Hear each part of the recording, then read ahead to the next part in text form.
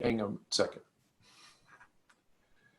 Welcome, brothers, to our webinar this month. It's an Ask the Expert session, Reducing Your Liability and Exposure and Trends in the Greek Community. I'm really excited about this session because we have great partners with us from Holmes Murphy. Holmes Murphy is the international headquarters insurance provider and provides property insurance to many of our house corporations. These guys are experts in liability and risk management. And as you know, one of the goals for Phi Gamma Delta Housing is to provide the safest housing experience for our men. And so this is really an important session. It's recorded, it'll be available on our website, and we would encourage that you would have all your house corporation members view this session. Before we run right into our topic, I want to just ask our panelists from Holmes Murphy to introduce themselves, and we'll just go kind of around the grid here. Go ahead, Bobby. I'm Bobby Larson. I serve as the education consultant. I've been with Holmes Murphy for 13.5 years now, and I partner closely with Dr. Lori Hart on educational initiatives. And I'll take it from there. I'm Dr. Lori Hart. I have been with Holmes Murphy for the past 3 years, and prior to that worked for a men's national fraternity, so was a Holmes Murphy client for 15 years prior to coming on board. I'm Rob Mraz. I'm AVP of claims for the fraternal practice. I've been with Holmes Murphy for almost 7 years now. Rich Youngman. I'm the fraternal practice leader. I've been with Holmes Murphy since 2002 and have served as the client advocate for Phi Gamma Delta for longer than I can remember, probably 2003. Great. Well, thank you for making time for us and sharing your expertise. We have a variety of topics that we want to cover with you. We want to make sure if the topics we raise don't cover all the important issues, that you feel free to jump in and share information. At the end of this session, we want our house corporations to be better informed on how to reduce or manage their liability exposure for Phi Gamma Delta. So that's our goal. If it's all right, I think I'll just jump into our first topic, which is, top of mind for everybody right now, which is COVID and the pandemic. And so if you could share an overview of what liability coverage a house corporation has if they're insured with Holmes Murphy currently, what, if any, coverage they might have regarding COVID, and then we'll talk about some other aspects of that. Currently, excuse me, currently the insurance program provided by Phi Gamma Delta's general liability insurance does not include any exclusions for COVID-19. So while there's no specific exclusions, there's still a myriad of potential coverage issues that could arise. The first and foremost is this includes the expected and intended exclusion, whether there is a bodily injury, which is defined in the policy, or an occurrence, which really needs to be sudden and accidental. However, absent the specific exclusions addressing this exposure, there are things being done industry-wide which will occur at Fiji's next renewal. We anticipate that there will be an exclusion, as we've seen this coming from every carrier specific to the pandemic. However, in our professional opinion, we believe that, there's still going to be a defense or something provided under a reservation of rights. And the reservation of rights really allows the carrier to accept the defense while they investigate and review the other allegations, that we're probably likely to see from these claims. The plaintiff's attorneys are very creative in how they are going to draft their allegations. And so it's probably not going to be just COVID-19 related. There's going to be other things that are there which are, we believe, are likely to trigger coverage or that defense, especially under a reservation of rights, because there's a much broader duty to defend under a reservation of rights than there is to indemnify.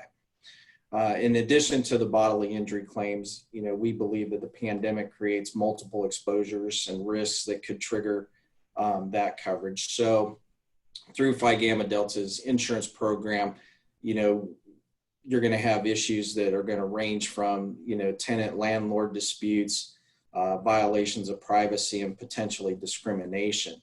If we're trying to remove people from the premise or not, or they're sick, we could see potentially claims from the ADA or Fair Housing Acts if you're violating lease provisions or not treating them fairly in that. In the end, until a lawsuit is received, though, there's an opportunity to review the specific allegations brought. Any discussion is purely speculative or conjecture. So it's going to really depend what those specific allegations are, and then how how the carrier defends from there is going to be dependent upon that. So at this point, we haven't seen any COVID claims, but we continue to believe that your risks, and we have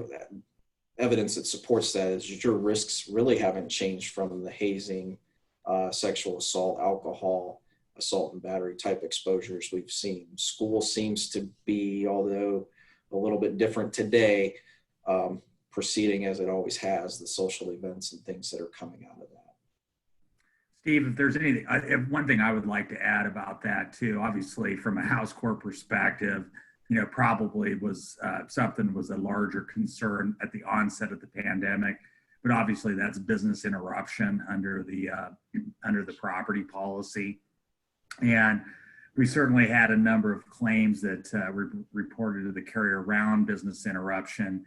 And what we've learned through that process is that coverage under the policy, especially under business income, was not triggered because one of the requirements of coverage for business income is that there's a direct physical loss to the facility that's covered under the policy that created the loss of rents or the loss of revenue stream. And what did not qualify was some of these state and city mandates that were placed in school closings at the direction of the school, where we had to vacate the facilities, and then we had students looking for the return of their housing money that was unearned. So unlike some of the liability policies, the property policy was definitely prepared for a pandemic in regards to terms and conditions, because not only did they have the requirement of direct physical loss to the structure to trigger that, but also there was exclusions around the virus issues as well. Okay. So the business interruption would come from like a fire or flood type of claim. Correct. As opposed to something like this. Okay, yeah. Great. And there is also coverage for business interruption under our property policy, or the property policy most Fiji house corporations are covered under, that has for municipalities or governmental shutdowns to where you can't access your facilities. But again, there has to be somewhere off premise that created that shutdown, that physical loss that would be covered under your policies, your policy of insurance for that coverage to be triggered. And I know it's been unfortunate. It's been something that's been in the news a lot, at least initially. We've seen some action by state legislature trying to take statute that rewrites coverage after the fact, and certainly there's cases in the court system now trying to argue this issue. So it is an evolving issue that we continue to watch and monitor, and notify our clients if there's anything that might be to their benefit that would trigger some responsibility under the policy. Perfect. And Rob, just going back to something you said, if I'm remembering right, the current policy with Phi Gamma Delta, I think, is in effect through maybe the end of first quarter, or renews right around the end of first March quarter. 1st. So, yeah. March 1st, yeah. Okay. That is So brothers, so understand that in terms of the coverage that Rob was talking about today, that's under the current policy. When that renews, the exclusion that he referenced will probably go into effect then on March 1. So just something to be aware of. So on this, staying on this topic of COVID for just a second longer, what would you guys suggest or recommend our house corporations do to minimize the potential for a COVID claim? There are a number of things that we've come up with in reviewing, and as we've learned and studied everything that's going on in the industry. And one of the first things that I think and foremost is, don't go out and create a duty where none is owed. What does that mean? Well, avoid creating a policy if you don't need one. The brilliant Dr. Lori Hart always says words matter, so if you start talking about you must do these things, you shall do these things, and you start putting in this gratuitous undertaking, you're putting out there that these are the things, or we're going to ensure that people are safe. We know from working with legal counsel that you can never fully ensure anybody's safety, right? So what you really should be looking at, instead of creating the policy, is just educating, people or your tenants about the things that are going to keep them safe. Making sure those are aligned with CDC guidelines, regarding housing, that communal housing, social distancing, and cleaning. I mean, those are the three major things that we can do to help prevent the spread or slow the spread and try to keep people safe. You ultimately can't force people to follow those things. And no matter what we've done, we've seen in the media that, these students are going to do what they want to do. So the universities can't enforce it. We certainly can't. You can't. So, I think you can, try to create that environment where if part of your responsibility as the house corporation is to provide, soap and water, or soap, make sure you have soap there and accessible to them, right? When it comes to cleaning, you may not be responsible for cleaning, but if you're trying to create that environment, have hand sanitizing stations when they can't use soap and water, that they can, put the hand sanitizer on, or high touch surfaces, if you have a media lab or something that they're working in, have wipes in there and let them know they're there for you to wipe down before you start working, and please wipe down after you're done, right? Because it's incumbent upon them the tenants to really take charge of their own safety in that aspect. You can do things like having, if it's not good, this isn't a one size fits all, but the whole social distancing, you'll see a lot of one-way egress through a property based upon, the size or what they can do.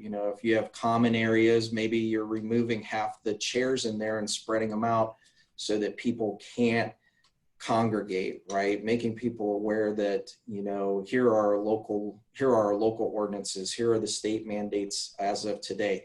Partnering with your host institution and understanding what they're doing is a big piece of that, because they have a vested interest in these students as well.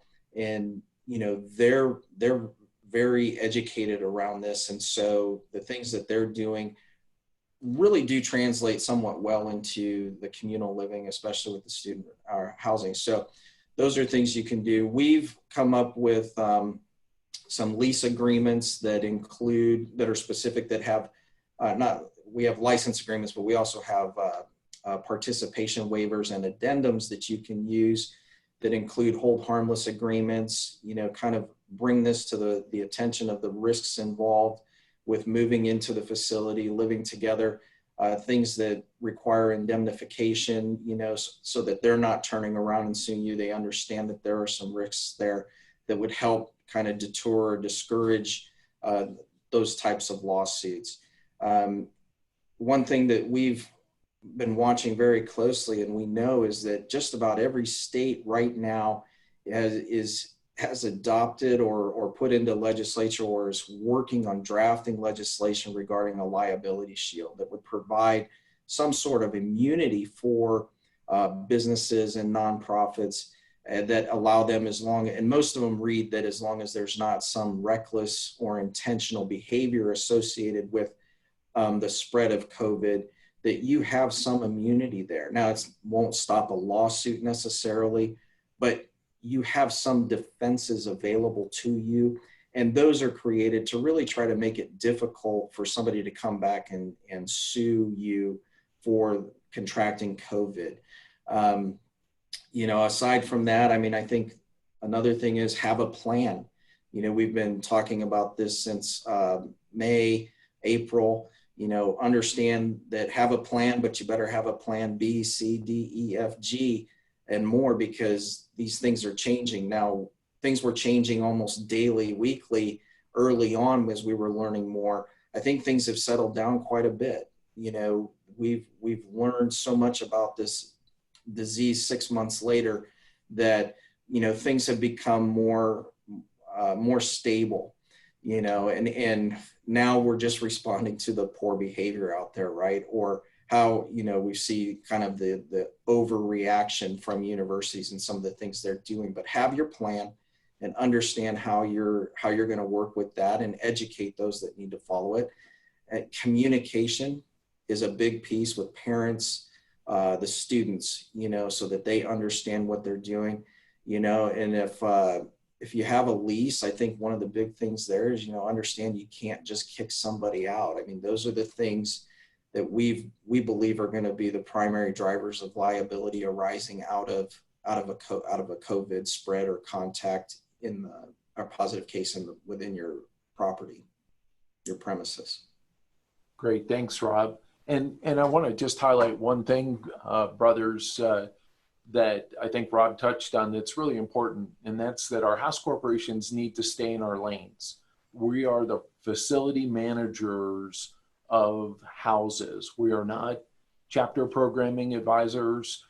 We have other volunteers that have those roles. And so from a best practices standpoint, we want to really encourage the house corporations to stay in your lane, do the things that you're obligated to do based on the relationship you have with the chapter in terms of managing the house. If you're the one that's supposed to do the cleaning, then take care of the cleaning and oversee that and make sure it's done correctly. If you're leasing the facility to the chapter and they're responsible for cleaning, then it's on the other volunteers that work with the chapter to make sure that they're executing their responsibilities and programs correctly. So just want to make that encouragement to you guys before we move on. Steve, one point that I would make too is I don't think this is a year to be really unflexible around allowing a student to break a lease, you know, especially if they bring, you know, that they're a compromised individual or they're exposed to compromised people. You know, we had this discussion just yesterday around this issue, and I think, you know, really drawing a hard line on that, you know, I think it kind of opens you up more for a lawsuit, and not just necessarily on a COVID related lawsuit, but around kind of, you know, is this in an environment where we should, you know, that they should have a right to be able to, you know, to break that housing agreement. So, and on the other only thing, I would just make sure that, you know, where we're at in capacity for housing is, you know, we're not full on the facility. I think that's something that everybody's, you know, looking at, and, you know, what are those directives, you know, both at the state level, the city level, or the university level, and how many students we can have in the facility. Yeah, that's great. Great point. Thank you for adding that. Hey, one last thing on COVID, and then I want to move on because we've got lots of ground to cover. And that is, and I think it was Rob, you mentioned this too, you know, the plan A, B, C, D, E, and F. We talked about this in a town hall call that we did last night in terms of being prepared to pivot. So if a chapter is directed to close because of university, they're shutting down all on-campus housing, or there's some other ruling state or federal or university, and the property becomes vacant. I know there's some implications in normal situations on how that affects coverage. Can one of you guys just talk real quick? Because I think we know that there's maybe some relaxing of that because of the pandemic. So. Yeah, absolutely. So we got a taste of this in March, right? When everybody really shut down.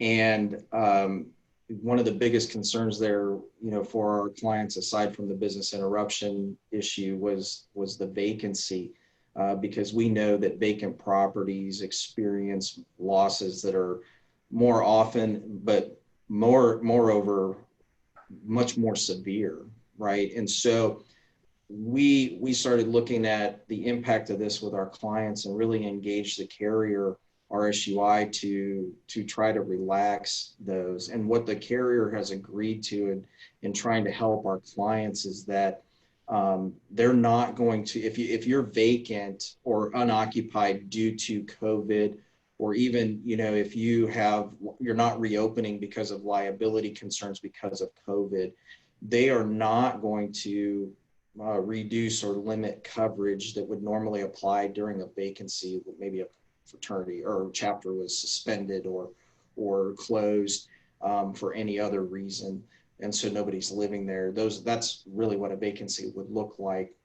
So they have done away with requiring additional premium, the exclusions that applied during that time, and enforcement of claims, a surcharge on covered claims. But what they've asked us to do, and what we're trying to do to make this in return, is we are asking our clients to, number one, contact us so that we can help keep track of those properties that are closed specific to COVID, right? We want to make sure that you're not closed for some other reason or prior to COVID that would, and we don't know about the vacancy that would adversely impact you.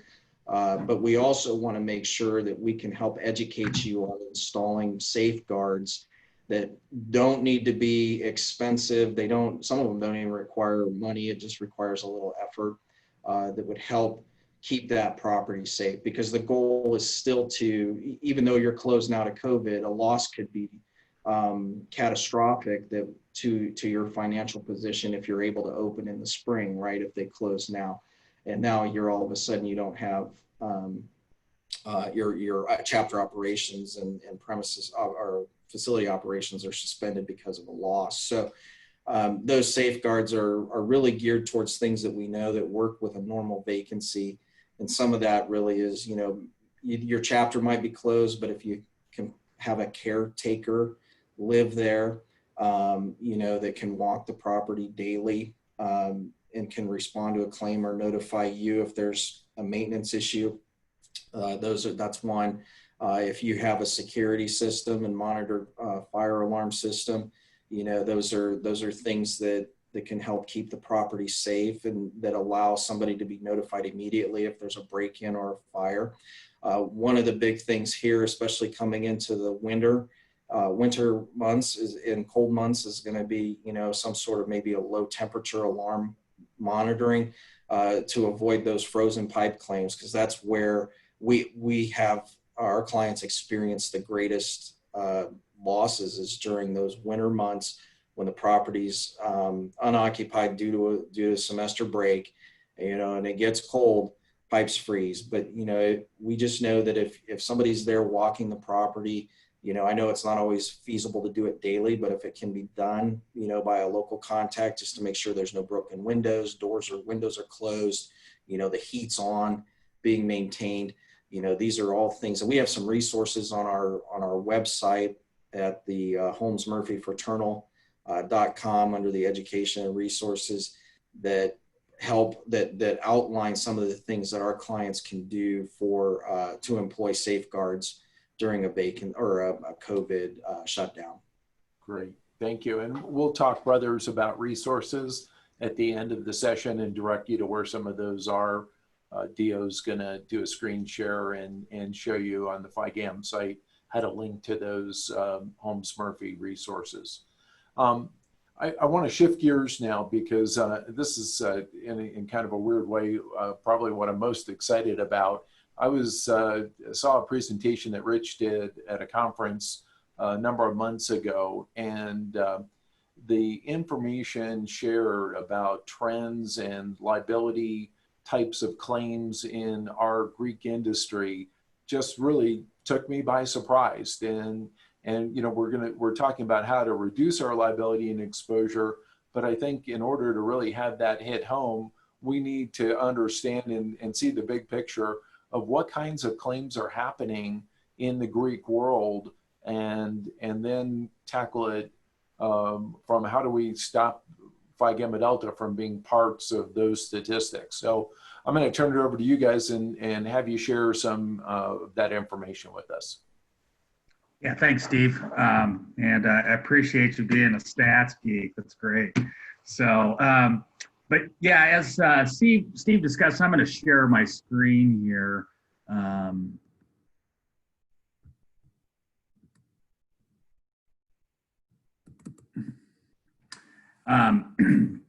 You know, just kind of back in, you know, we do a number of presentations, and, you know, when we get the opportunity, you know, to kind of create awareness around exposures to risk that, you know, the Greek organizations face and how we can mitigate those.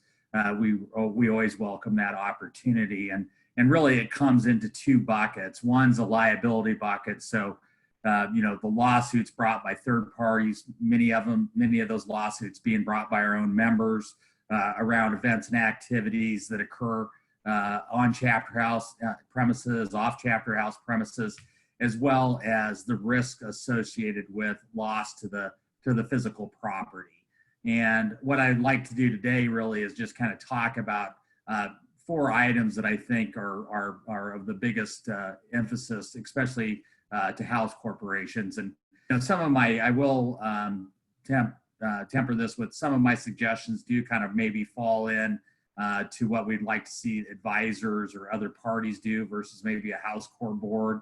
But I still think the awareness that a house court board and certainly a number of them are your responsibility to try to address some of these issues and help mitigate them from occurring. But when we talk about liability, I mean, our top 5 things, when I looked at since 2009, the various insurance carriers over that period that Phi Gamma Delta has had their general liability insurance with. So we're limiting this to the first $1 million of coverage. You know, what are the most prevalent exposures that exist in terms of payouts? And, you know, number 1 still remains hazing.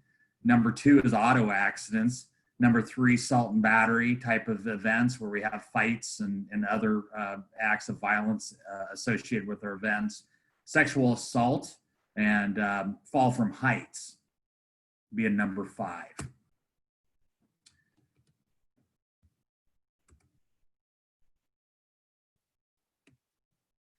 Screen to change.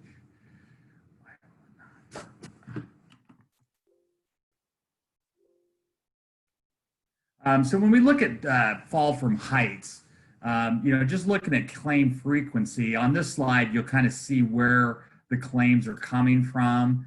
And obviously, you know, the big things that we're dealing with are roof, windows, balconies, fire escapes, beds, porches, stairs, ladders, and then there's a miscellaneous bucket that God knows only what falls within there and how we're falling. But those are the things that we're confronted with. And I would say you know, obviously the higher you get up anywhere, and the further you fall, the greater likelihood of catastrophic injury.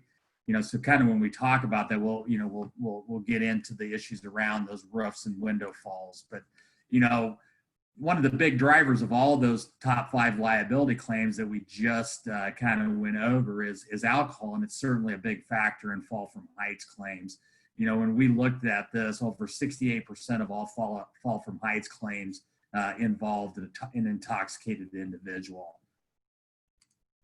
And whether they're a fatality or non-fatality, obviously the greatest majority of these are non-fatality, with 91% not resulting in a death, but certainly many of these were catastrophic type of injuries, from paraplegic to quadriplegic type of injuries, traumatic brain injuries that are very significant, especially in terms of cost to treat and impact on your future life and ability to earn and future medical costs.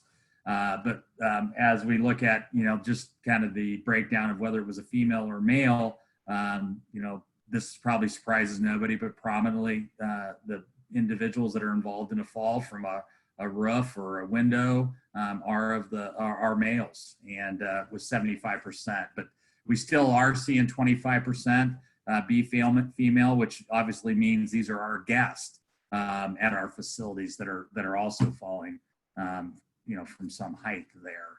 And if you don't have a chapter house, you're not immune from this type of exposure. I mean, I think chapters have to be aware of that, and even chapters where we have a chapter house, we do have functions away from that that we can be brought into, or actually we can have the event at our chapter house, and then the fall occurs back in the dormitories. But 77% of these accidents have occurred at a chapter house facility, with 23% occurring someplace else other than a chapter house.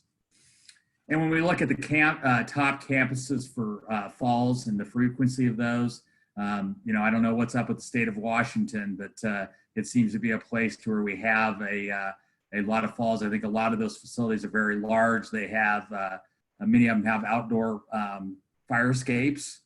So we have a place where kids, probably use those as the primary way in and out of the facility, a place to smoke, hang out, whatever it may be. But, we do see a lot of falls both at the University of Washington as well, Washington State, but Purdue, Kansas State, Texas, and Illinois kind of round that out. So definitely the Power 5 conferences where we're seeing the larger facilities are where we have the greatest exposure for this occurring.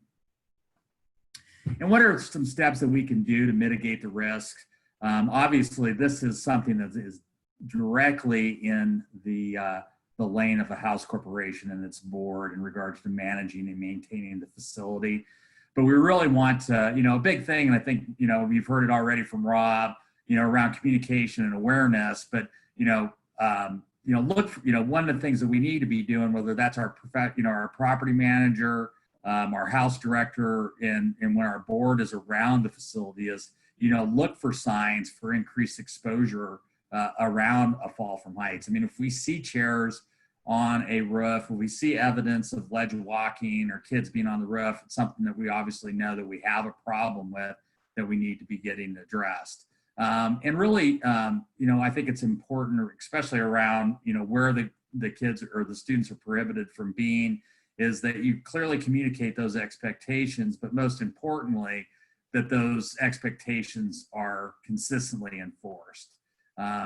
Very, very important. But when we look at where our falls are occurring, what can we be doing to make sure that, we can't stop somebody from, just making a bad decision, going on a roof, setting on a deck rail, whatever it may be, but we can, by, proper oversight and the maintenance of these facilities, put us in our best position to defend the house corporation and the fraternity in the event something happens. But, decks, we need to be making sure that our railing is in good shape, and, our height is up to what's required, for code. I don't have it up there, but also, does our railing encourage people to set on it? And if it does, maybe that's something that we really ought to address and change.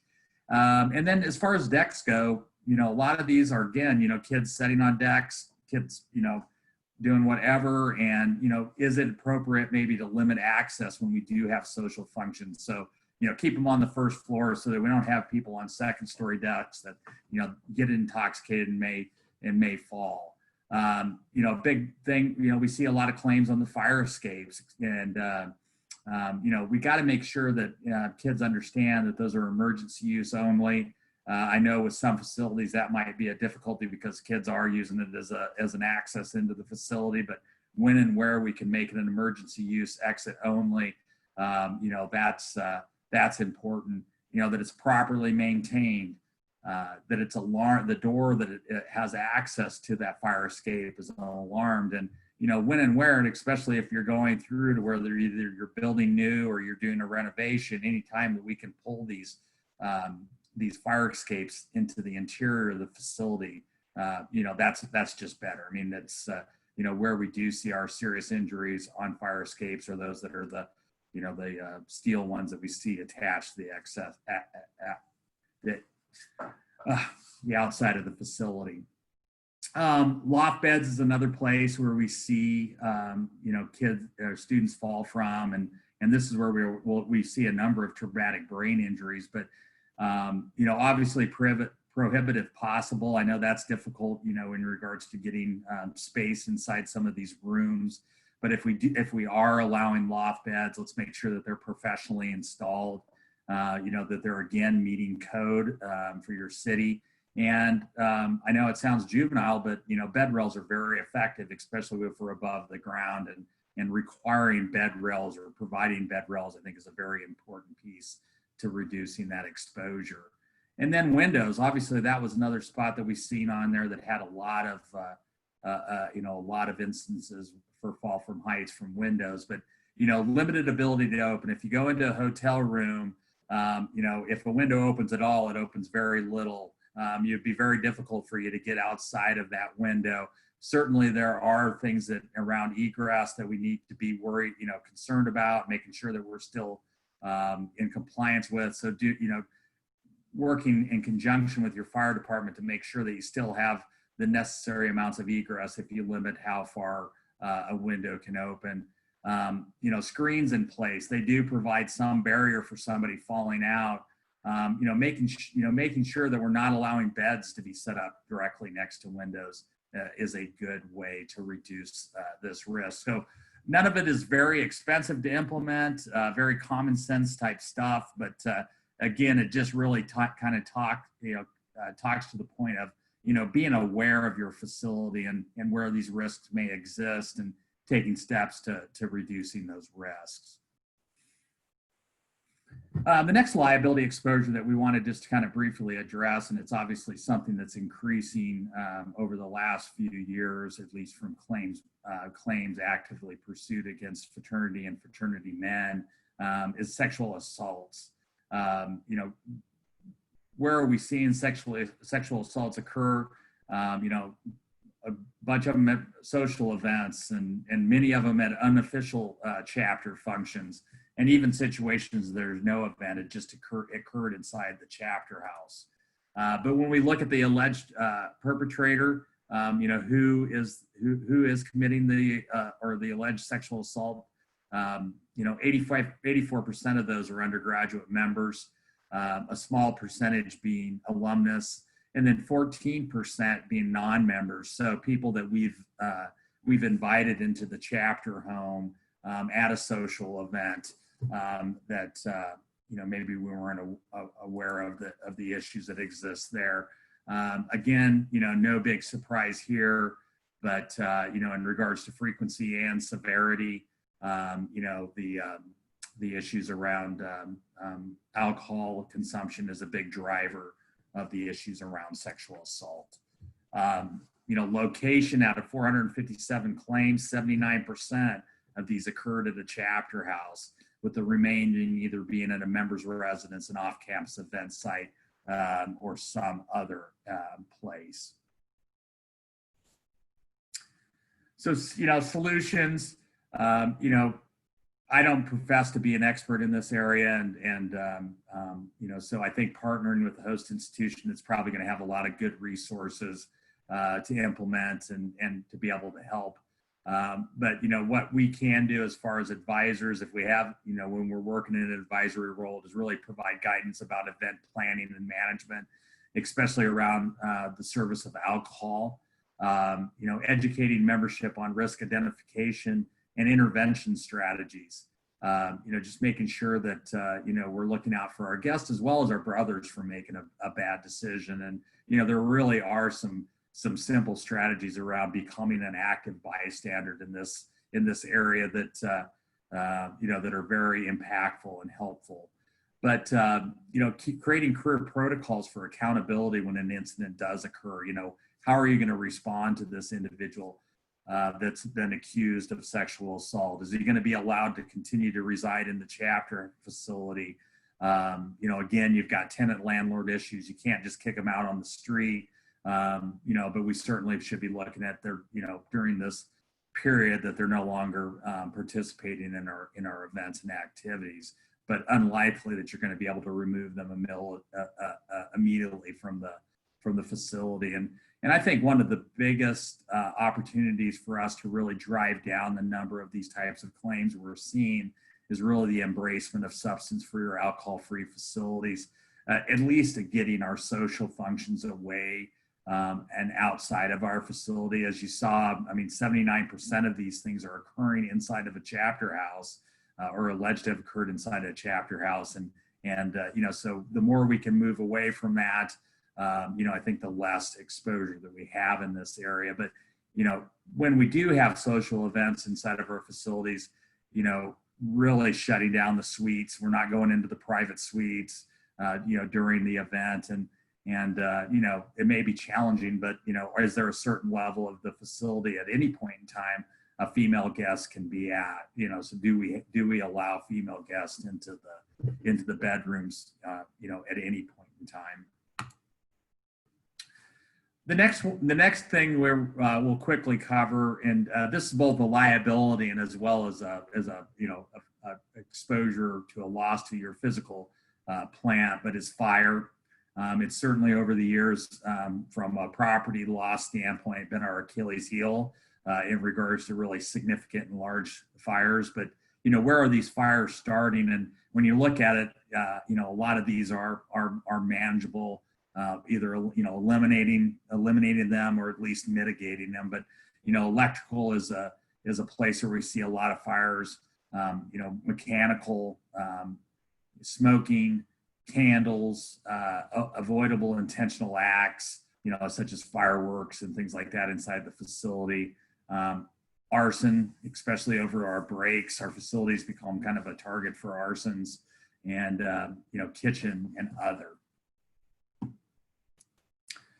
Types of fires, when we look at that, how much does each one of these fires on average cost? And the electrical fire costs just a little south of $400,000 per occurrence, which is the leader, only followed by arson and candles. But when you look at that, obviously electrical is something that, is probably a little more challenging, to avoid. But, if we're seeing a lot of electrical cord usage, that's an indication that our capacity inside our facilities isn't sufficient. We need to be looking at increasing that capacity.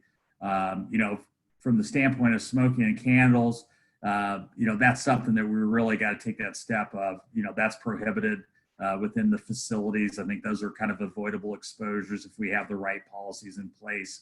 And we're talking about arson, a lot of times they have to have a point to start the fire. And, many times what we see in arson fire is that, maybe the wood from the homecoming float is piled up against the chapter house. And, that's the place that the arsonist can go in and start on fire and create that. And even when we have a fire sprinkler inside a facility, they don't work particularly well on fires that start on the outside of our facilities. So a lot of things that a house core board can do to really, mitigate this exposure, none more than, put fire sprinklers in. But, to Rob's point, when we looked at this too on fire data, Rob talked about how significant losses can be over our extended breaks and the impact of those. And, this slide just kind of demonstrates that, a loss during a non-break time cost on average $184,000 versus during break $342,000. It's just that difference in response time to that occurring. So the more that we can be around the facilities during these times, or at least embrace kind of that smart technology that allows us to remotely monitor these facilities, is super important in regards to not only avoiding losses, but just as importantly, mitigating the impact when they do occur, because, you know, risk exists every day, every minute, and it's impossible to truly, totally avoid. And so we have to have good solutions around mitigation. But, you know, just some risk reduction strategies around fire, you know, as you know, if we can, nightly fire inspection, just assign a walkthrough of the facility to a chapter officer, you know, develop a plan to monitor the facility during the breaks or periods of vacancy where, you know, we're at the greatest risk for a significant loss, you know, eliminate smoking and candles, you know, the mechanical, let's make sure that we're taking good care of that it's in good working condition, that we're getting annual service on it. And centrally monitored alarm system, that goes a long ways to that more immediate notification to the fire department that helps mitigate the extent of a fire. And the biggest impact that we can have is the installation of the automatic fire sprinklers. And you know, through the Holmes Murphy Fraternal Property Management Association property program, you know, the cost difference between insuring a sprinkled facility and a non-sprinkled facility is about close to 50% less for a non-sprinkled or for a sprinkled facility over a non-sprinkled one. So we certainly understand the impact that sprinkler systems have. You know, we want to financially incentivize house corporations to install these, and every day we see the number of locations that are protected by fire sprinklers grow with each renewal year. The next piece on, you know, where the fire sprinklers have definitely dampened the impact of fire on the insurance program, and fraternities such as Phi Gamma Delta, the installation of fire sprinklers has raised another issue that has, you know, is a driver of claims. But I always say I will deal with the $50,000 you know, water loss from a broken sprinkler head than you know, than a $300,000 or $1 million or $3 million fire. But it's something that you know, the second most costly claim that we see out there for fraternities is water damage claims. And you know, there on this slide you'll see a wide variety of different types of drivers or perils that are driving this peril. But you know, freeze and fixture overflow are really two of the big ones, as well as sprinkler malfunction or damage. And then, you know, water damage over winter breaks. This is really a period where, you know, we see a big difference between the cost of a claim and how something fairly small can become super big and super expensive to address. And that's water losses over these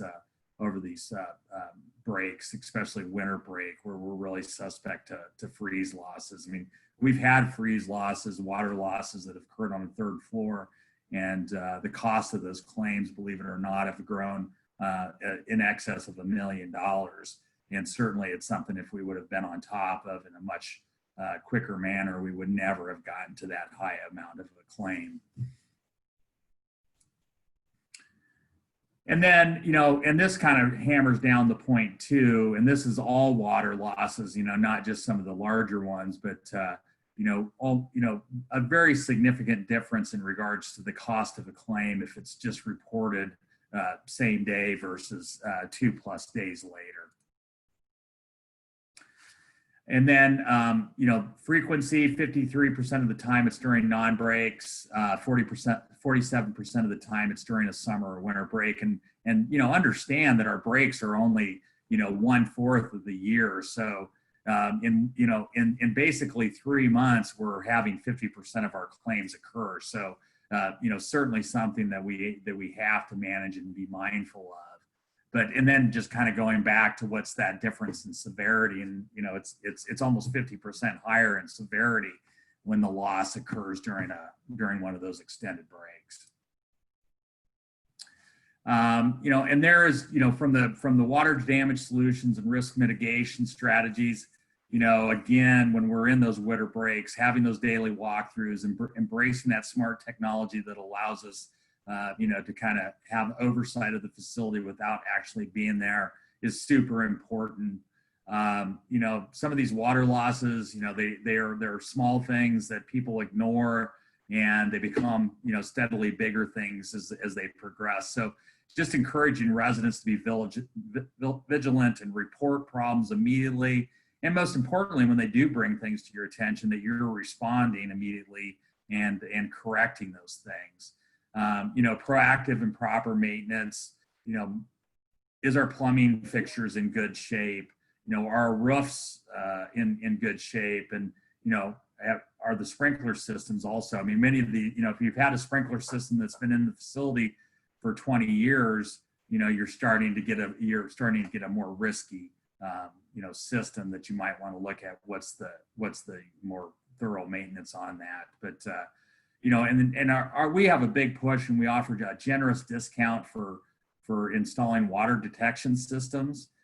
We think this is a game changer for us, just as fire sprinklers what has been for fires in regards to mitigating these losses. These water detection systems, you know, they can shut off the water supply once they sense a leak. If we have our various appliances and fixtures monitored with the pads, but even just where we see, you know, we get a notification that the facility's using an ordinarily high amount of water, something's going on that, you know, necessitates our response. But with the sprinklers, where we're seeing those malfunction, I mean, typically they're going to be negligence types of claims where our members our tenants have damaged these sprinkler heads. And so, you know, we really are encouraging people to install head guards. If you're going in a new system, you know, say you're doing a major renovation or you're doing a new build, you know, hiding those inside the drywall to where they drop down, that's going to really mitigate us having those sprinkler heads damaged, you know, because we're seeing them damaged by kids throwing footballs, shoes, shooting them with paint guns. I mean, you name it, they're getting damaged, and just, you know, putting some protection around that, you know, be a big game changer in regards to how many of those do occur in any given year. And I couldn't do a Fiji presentation without just quickly addressing water features. And you know, this is probably, from a liability standpoint, one of the biggest impacts that we've seen in regards to, you know, to liability claims that have been involving Phi Gamma Delta, a house corporation or a local chapter, traditionally around those Fiji Islander parties, if those are still going on. And, you know, I would just be mindful of what you're seeing and happening there as they're preparing for those events. I think it's, you know, very important to have communicate clearly that as a house corporation, there will be no, you know, they do not have the authority or the ability to install any type of water feature for the ambiance of the party. And, you know, certainly where we have slip and slides, you know, that's something too. We certainly want to, you know, try to ask them not to do at our facilities. And that's all I got, Steve. It's a lot.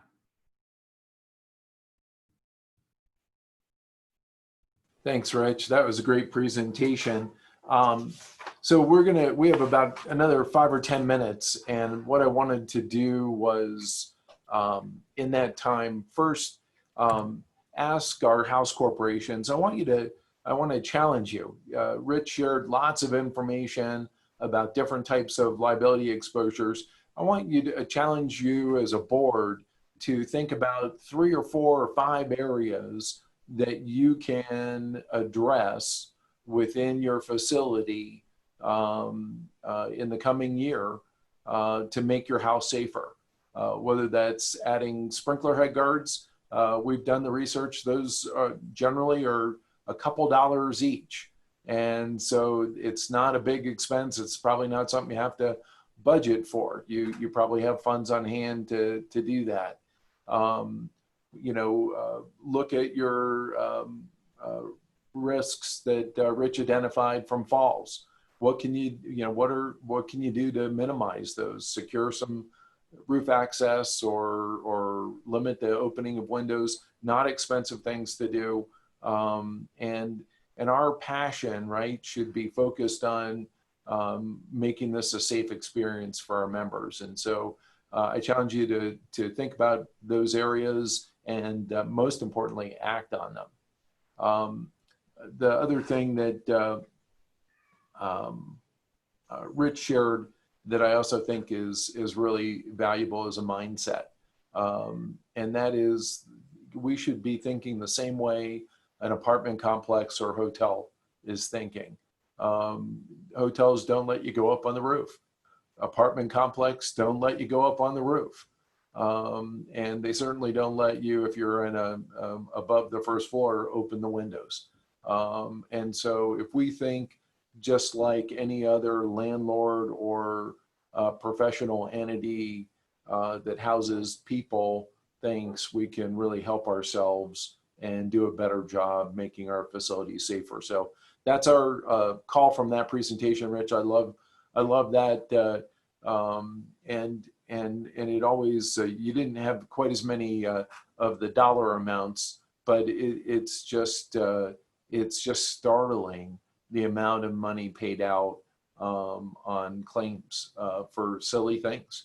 A broken pipe being in the silly category, not some of the other more serious things you talked about. And so we just need to do everything we can. So that's the challenge I want to give you. To our panel, I want to ask you guys, operationally, if you could wish a wish and say, what, if we could magically wave our wands and have our insureds do 3 things better to minimize their liability. I realize you could probably come up with a list of 20 things or 100 things, but what would be your top 3, particularly focused from a house corporation standpoint? You talked about important area of sexual assault and things like that. That's not really in our wheelhouse, so to speak, as a house corporation per se, in most cases. So focusing on the core things that a property management entity would focus on, what would be those top wishes? Steve, I think you said something about, acting, kind of thinking like a hotel or, if it's an apartment complex. And I think first and foremost, I would say if you can restrict access to those high fall places, the roof, make it extremely difficult for anybody to get up there, right? Lock it. That way, if they're cutting locks and doing things, at least you can say, what else could we have done? There's nothing else we could have done. They want it up there. If they want up there, they're going to get there. But make it very difficult for them to get there. That might include balconies that aren't safe, updating, those height railings, or putting that clear view glass above the railings so that they can still enjoy the scenery, but they're not just able to just sit up there and climb. So I think, restricting those accesses to those areas and fire escapes, engage professionals when it comes to inspecting and making repairs to the property. You want to make sure they're done properly. You're not given access to electrical saw blades and lawnmowers and things to these tenants. Some of them have never used them, and we've seen some claims there, but they can do more damage than good, even though they're trying to help. And I think, from the claim perspective is, utilize that smart technology, make sure your monitored fire security and low temperature systems are operational and being monitored, and you're getting those alerts, keep those systems up to date, have them inspected regularly, and that they work so that they can do their job and help you mitigate those exposures. I don't know that I expect you guys off the top of your head to know these exact numbers, but we've talked about Pipe Burst Pro. You alluded to that in your presentation. That's been around for a little while now.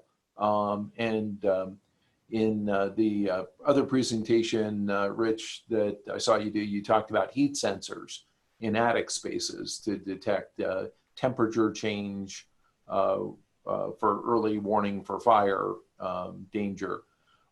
Help us just in a broad sense understand what is a Pipe Burst Pro install cost, so that people know this isn't what I really want them to walk away from to understand. This is not fire sprinklers. This is a relatively minor expense.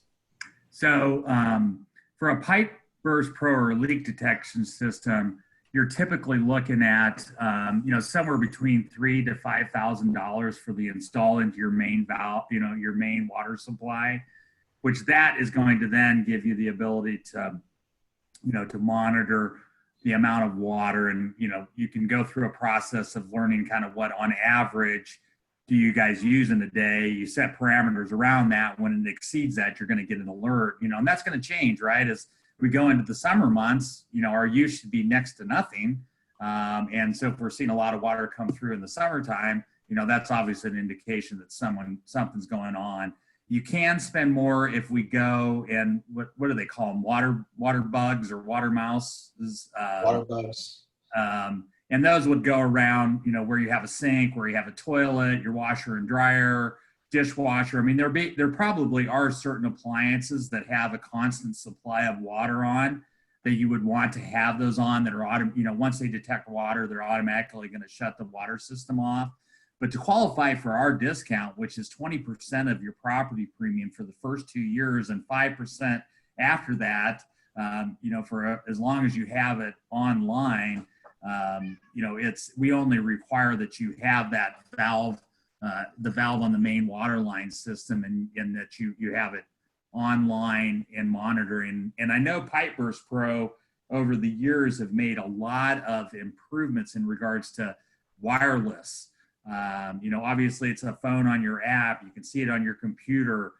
They've added, temperature monitoring. So if our boiler or our furnace fails over a break, it's going to let us know that now all of a sudden our facility's less than 50 degrees and, something's going on to where we don't have heat inside that facility. So, that one system alone really is a powerful tool in regards to, kind of monitoring the facility, especially when we're not there over those breaks. And if we could get that water shut off in a short period of time on a lot of these water claims, they would be less than your deductible. Okay. How about heat sensors? Any thought on those cost-wise? Ballpark? I am not for sure on that, Rob. The things that I've seen, they're not ultra expensive. I mean, it really comes down to, do you have the ability to, does it need to be wired or can it be done remotely? And they're most effective if you have an older property where the circulation isn't great. You're putting them in your outlying zones, right? Because you can have your thermostat runs in that central location. So it could stay 80 degrees there, but then it gets to 30 degrees 50 degrees on the outlying areas. So in most of them, you're not putting in a ton of money. It's just in those areas where you really want to monitor that. That might include stairwells that are out towards the exterior of the property or closed off for fire break, so they get a little colder and you don't have the same type of airflow in there. But those are the areas you'd want to install them. And I know they're not very expensive, but it's always going to come with the type of system you get too. But I would say most of those are going to be well under $1,000. I can tell you that from what I've seen. Awesome. So low cost and very important in terms of reducing exposure. So brothers, again, something to fit in and most importantly, act on. We've actually been talking about Pipe Burst Pro and heat sensors and limiting access to fire escapes and roofs for well over a year with you guys, and so we just encourage you to make this a priority and to borrow from our friends at Nike, just do it. So we encourage you to do that. Are there any other areas that you guys want to cover, things that you wish your insureds did better before we wrap up that we haven't talked about already? Being a claims and risk management person, professional, I would say, ultimately, be aware of your risks. Don't leave things to chance.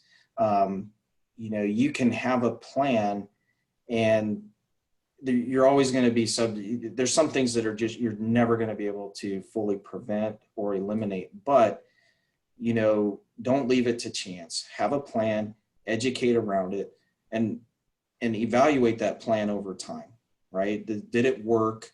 Did we get lucky, or no, or are we really doing, or are we really making are our efforts making the difference? And with each new class that comes in, you've always got to kind of re-up that and re-educate the things that we're doing, renew that plan, and over time, I mean, a decade later, 5 years later, 2 years later, that plan can change. So, just be a little flexible and constantly evaluating your risks and maintain the property, stay on top of it. Like Rich said earlier, little problems become big problems. And that is something that, you want to address as soon as possible. So if you can do quarterly walkthroughs, take the information that our inspection program provides, that's a requirement of the policy, but, take those recommendations and understand that they're there to help, and if there are some things that are difficult, we can help work with you and the carrier and the underwriter to make sure that, we get a plan in place to at least address them over time. We get that, but do walkthroughs often.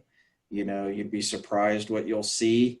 And, I mean, I know you can't just probably walk in whenever you want, but even if it's, as minimal notice as possible to do a walkthrough, you'll catch a lot of things, and just address it, and do your best, and you will help reduce that exposure and very, very minimum mitigate the opportunities for claims to occur. One thing I think is worth noting too into that, like what else should house corporations be worried about or concerned about or monitoring? And I would say real quickly, embezzlement claims for not-for-profits, especially house corporations, is significantly rising. When they're detected, a lot of times they've occurred over many, many years. And while a lot of times we think we have no money, we still have cash flow, and there's still money there that can be stolen, and it can be a significant amount of money when it occurs over a long period of time. And, it's something that we need to be diligent about, mindful of. And again, I mean, just like a lot of the risk reduction strategies that we talked about previously, and as Steve has emphasized, very inexpensive to address. And the one thing that we can do to mitigate the exposure to an embezzlement claim by a house corp officer is segregation of duties. Someone else is in charge of the ledger, recording the payments, and not the person that's paying the bills.